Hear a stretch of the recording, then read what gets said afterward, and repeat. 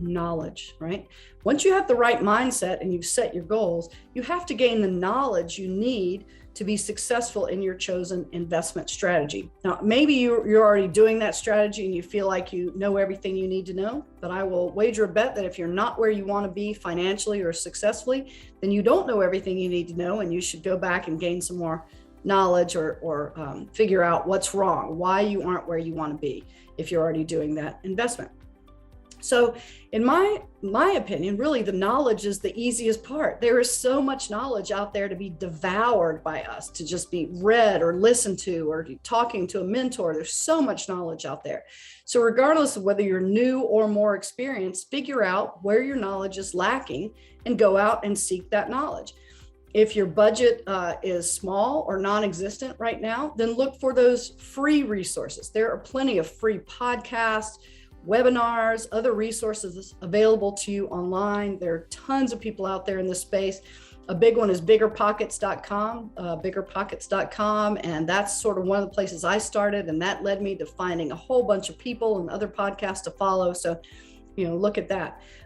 There are tons of books out there, both in print form and in audible form, however you learn best, whether you learn best visually by reading the book or listening to the book, or maybe you have hours and hours in a commute in a car and it's better for you to listen to a book, but seek that information.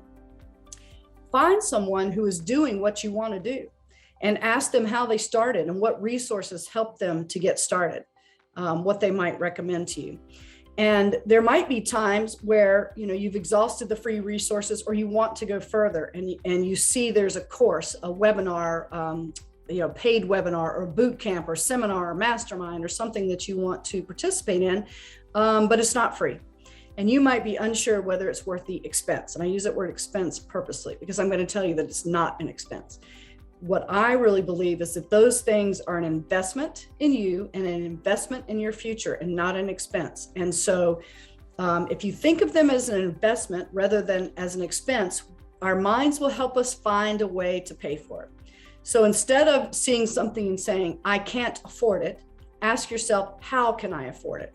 And once you change that dialogue in your mind a little bit, your mind starts working on that problem. And as you sleep, it's working on that problem. It's working. And one day you're going to say, oh, I know how to do that.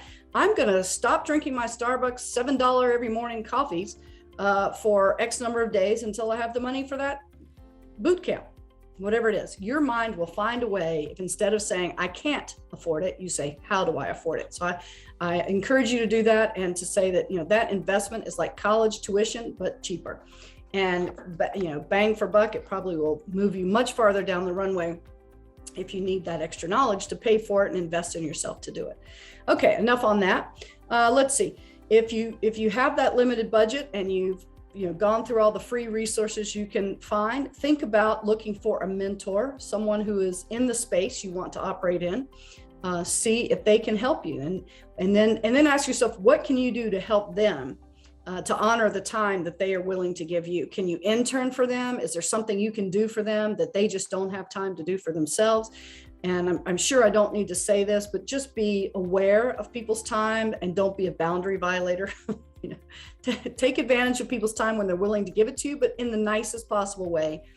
Don't take too much advantage, and make sure you do something for them too.